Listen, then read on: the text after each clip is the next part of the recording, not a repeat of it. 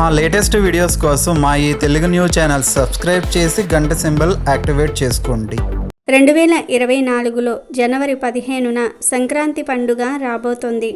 సూర్యుడు మేషాది ద్వాదశ రాశుల యందు క్రమంగా పూర్వరాశి నుండి ఉత్తర రాశిలోనికి ప్రవేశించడాన్ని సంక్రాంతి అంటారు. ఆ క్రమంలో సూర్యుడు మకర రాశిలో ప్రవేశించడాన్ని మకర సంక్రాంతి అంటారు. రైతులు చెమటోడ్చి పండించిన పంటలు చేతికొచ్చే సమయంలో ఈ సంక్రాంతి పండుగ వస్తుంది. కాబట్టి రైతుల పండుగగా దీనిని అభివర్ణిస్తారు. సంక్రాంతి అనగానే ముందుగా గుర్తుకు వచ్చేది పల్లె వాతావరణం. పాడి పంటలు, వివిధ పనులపై గ్రామాల నుండి పట్టణాలకు వలస వచ్చిన వారంతా సంక్రాంతి పండుగ సందర్భంగా వారి స్వగ్రామాలకు చేరుకుంటూ ఉంటారు. మకర సంక్రాంతి పండుగలో సంక్రాంతికి ముందు రోజు భోగి పండుగను జరుపుకుంటూ ఉంటారు. ఆ రోజు చలి అనే పులిని తరిమి కొడుతూ ప్రజలు ఉదయాన్నే చలిమంటలు వేసుకుంటూ ఉంటారు.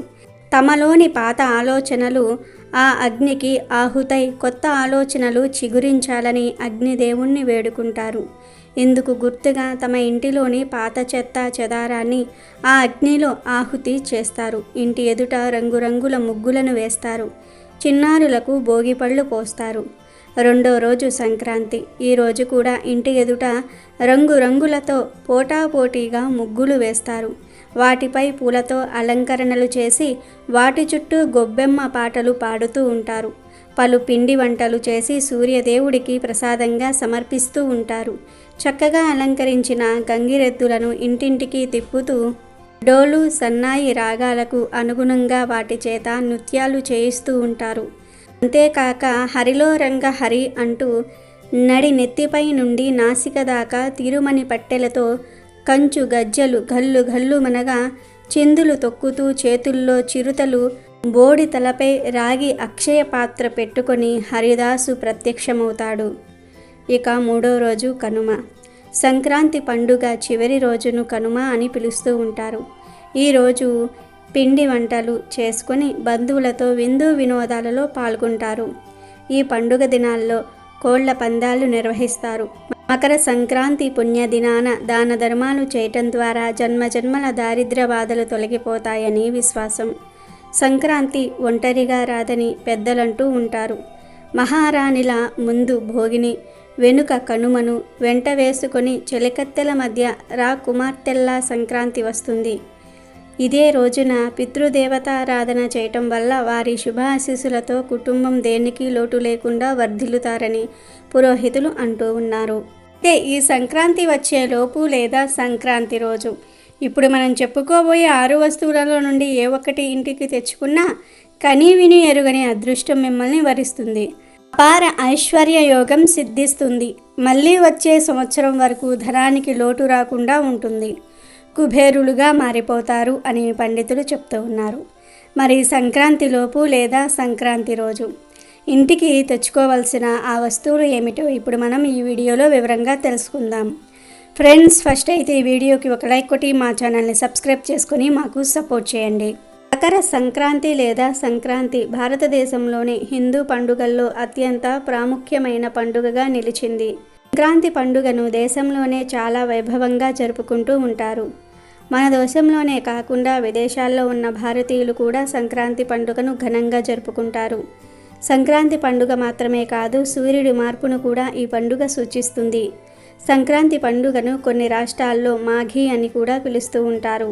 ఈ పండుగ సూర్య భగవానుడికి అంకితం అని చెప్తూ ఉంటారు. సూర్యుడు మకర రాశిలోనికి ప్రవేశించటం అనేది జనవరి మాసంలో జరుగుతుంది. సాధారణంగా సంక్రాంతి ప్రతి ఏటా జనవరి 14వ తేదీన వస్తుంది. కొన్ని ప్రత్యేకమైన సందర్భాలలో మాత్రమే జనవరి 15వ తేదీన వస్తుంది. సంక్రాంతిని ఉత్తరాయణంగా కూడా పిలుస్తూ ఉంటారు. ఎందుకంటే మకర సంక్రాంతి రోజు నుంచి సూర్యుడు ఉత్తరం వైపు పయనిస్తాడని చెప్తూ ఉంటారు. ఈ సమయంలో దేశవ్యాప్తంగా పంటలు చేతికొస్తాయి కాబట్టి ఘనంగా పండుగ వేడుకలు నిర్వహిస్తారు. సంక్రాంతి రోజున స్నానము చేసి కొత్త బట్టలను ధరించి చక్కెర పొంగలి, గారెలు, బూరెలు, పండ్లను నైవేద్యంగా పెట్టి సూర్య భగవానుణ్ణి, శ్రీహరిని, పితృదేవతలను ప్రార్థించుకుంటే మోక్ష మార్గము, సుఖ సంతోషాలు ప్రాప్తిస్తాయని నమ్మకం. మకర సంక్రాంతి రోజున ఆడపడుచులను అల్లుళ్లను ఇంటికి ఆహ్వానించి వారికి కొత్త బట్టలు పెట్టి బంధుమిత్రులతో కలిసి ఆనందంగా ఉత్సాహంగా పండుగ జరుపుకుంటూ ఉంటారు. సంక్రాంతి పండుగ సందర్భంగా మహిళలు కొన్ని వ్రతాలను ఆచరించటం చేస్తారు. ధనుర్మాసం నెల పట్టింది మొదలు సంక్రాంతి పండుగ వరకు ప్రతి ఇంటి లోగిలి రకరకాల ముగ్గులతో ముచ్చటగా కనిపిస్తుంది. ఆ ఇంటి ఆడపడుచులు ఆ ముగ్గుల మధ్యన అందంగా గొబ్బెమ్మలను తీర్చిదిద్ది గొబ్బి పాటలు పాడుతూ కేరింతలు కొడుతూ ఉంటారు. ఇక ఈ సంక్రాంతి పండుగ వచ్చేలోపు లేదా సంక్రాంతి పండుగ రోజు ఈ వస్తువుల్లో నుండి ఏదో ఒక వస్తువును ఇంటికి తెచ్చుకుంటే మళ్ళీ వచ్చే సంక్రాంతి పండుగ వరకు ధనానికి లోటు రాదని, కని విని ఎరుగని అదృష్టం పడుతుందని, అపార ఐశ్వర్య యోగం సిద్ధిస్తుందని పెద్దలు చెప్తూ ఉన్నారు. మరి ఆ వస్తువుల్లో మొదటిది దక్షిణావృత శంఖం. సంక్రాంతి లోపు లేదా సంక్రాంతి రోజు ఒక దక్షిణావృత శంఖాన్ని ఇంటికి తెచ్చుకుంటే సకల ఐశ్వర్యాలు ప్రాప్తిస్తాయి. దక్షిణావృత శంఖం పాల సముద్రం నుండి పుట్టింది. లక్ష్మీదేవి కూడా పాల సముద్రం నుండి పుట్టింది కనుక దక్షిణావృత శంఖాన్ని లక్ష్మీదేవి సోదరిగా భావిస్తారు. దక్షిణావృత శంఖం మామూలు శంఖాల కంటే భిన్నంగా ఉంటుంది. ఈ శంఖాన్ని తూర్పు ముఖంగా ఉంచి అభిషేకం చేసినప్పుడు కుడి పక్కన అనగా దక్షిణం వైపున ఆవృతం అవుతుంది కనుక ఈ శంఖానికి దక్షిణావృత శంఖం అనే పేరు వచ్చింది. దక్షిణావృత శంఖం లక్ష్మీదేవి స్వరూపం. దక్షిణావృత శంఖం పుట్టుక సముద్ర మదనంలో జరిగింది. సముద్ర మదనంలో వచ్చిన 14 రత్నాలలో దక్షిణావృత శంఖం ఒకటి. విష్ణు పురాణం ప్రకారం దక్షిణావృత శంఖం లక్ష్మీ సముద్రరాజ తనయ అయ్యింది. ఇటువంటి దక్షిణావృత శంఖాన్ని సంక్రాంతి లోపు లేదా సంక్రాంతి రోజు ఇంటికి తెచ్చుకుంటే సకల ఐశ్వర్యాలు ప్రాప్తిస్తాయి. ఒకవేళ ఆల్రెడీ మీ దగ్గర దక్షిణావృత శంఖం ఉంటే సంక్రాంతి రోజు ఆ శంఖాన్ని పూజలో పెట్టుకుంటే చక్కటి అదృష్టం మిమ్మల్ని వరిస్తుంది. ఇక రెండవ వస్తువు ఏమిటి అంటే లక్ష్మీదేవి గణపతి కలిసి ఉన్న వెండి విగ్రహం. సంక్రాంతి లోపు లేదా సంక్రాంతి రోజు లక్ష్మీ గణపతి కలిసి ఉన్న విగ్రహాన్ని ఇంటికి తెచ్చుకొని పూజ గదిలో పెట్టుకుంటే కనీ విని ఎరుగని అదృష్టం మిమ్మల్ని వరిస్తుంది. అంతులేని ఐశ్వర్యం సిద్ధిస్తుంది. ఎందుకంటే విఘ్నేశ్వరుడు అంటే విఘ్నాలు లేకుండా పనులను ముందుకు సాగిస్తాడు. లక్ష్మీదేవి అంటే ధనాన్ని ఆకర్షిస్తుంది. మనం ధనవంతులుగా మారడానికి సహాయపడుతుంది కనుక లక్ష్మీ గణపతి విగ్రహాన్ని వెండిది సంక్రాంతిలోపు ఇంటికి తెచ్చుకుంటే మంచిది. వెండి కొనే స్తోమత లేకపోతే చిన్న మట్టి విగ్రహాన్నైనా సరే కొని తెచ్చి పూజ గదిలో పెట్టుకోవచ్చు. ఇక మూడవ వస్తువు ఏమిటి అంటే శ్రీఫలం. ఈ శ్రీఫలం అంటే లక్ష్మీదేవికి ఎంతో ఇష్టం. దీనిని చిన్న కొబ్బరికాయ అని, లఘు కొబ్బరికాయ అని కూడా అంటారు.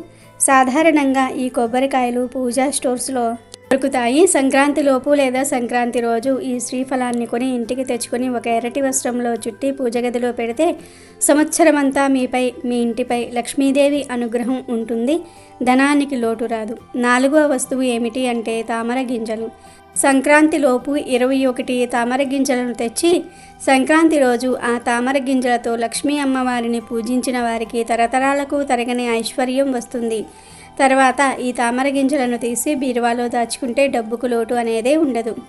ఇక ఐదవ వస్తువు ఏమిటి అంటే లక్ష్మీ గవ్వలు. సంక్రాంతిలోపు 5 లక్ష్మీ గవ్వలు తెచ్చుకుని పూజ గదిలో పెట్టుకుంటే కనీవిని ఎరుగని అదృష్టం మిమ్మల్ని వరిస్తుంది. లక్ష్మీ గవ్వలు అంటే లక్ష్మీదేవికి ఎంతో ఇష్టం.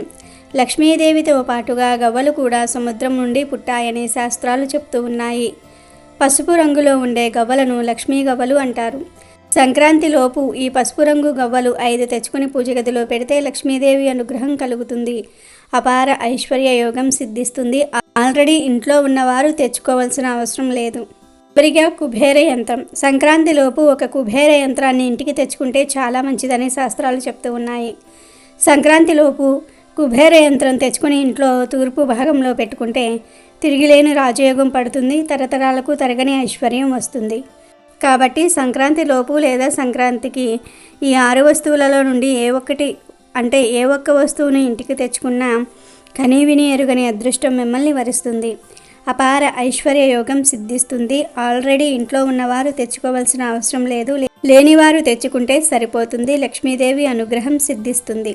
సంక్రాంతి లోపు లేదా సంక్రాంతి రోజు గోవు కనిపిస్తే ఆ గోవుకు ప్రత్యేకమైన ఆహారం పెడితే చాలు తరతరాలకు తరగని ఐశ్వర్యం వస్తుందని శాస్త్ర పండితులు చెప్తూ ఉన్నారు.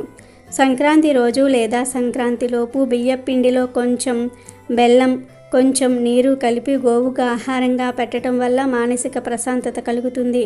అలాగే నానబెట్టిన కందులను గోవుకు ఆహారంగా పెట్టడం వల్ల మనలో ఉన్న కోపం తగ్గిపోతుంది. సంక్రాంతి రోజు నానబెట్టిన కుసుమ గింజలను గోవుకు ఆహారంగా పెట్టడం వల్ల మనం చేసిన పాపాలు దూరమవుతాయి. నానబెట్టిన శనగలను ఈరోజు గోవుకు ఆహారంగా పెట్టడం వల్ల మనలో ఆధ్యాత్మిక చింతన ఏర్పడుతుంది. రాగి పిండి మరియు బెల్లము కలిపి గోవుకు పెడితే మనకు ఉన్న దరిద్రాలు తొలగిపోతాయి. సంక్రాంతి రోజు నానబెట్టిన పెసర్లను ఆవుకు ఆహారంగా పెట్టడం వల్ల విద్య అభివృద్ధి కలుగుతుంది. సంక్రాంతి రోజు ఉడికించిన ఆలుగడ్డలను గోవుకు ఆహారంగా పెట్టడం వల్ల నరఘోష పోతుంది. అలాగే ఈరోజు ఆవుకు క్యారెట్ ఆహారంగా పెట్టడం వల్ల వ్యాపార అభివృద్ధి చెందుతుంది.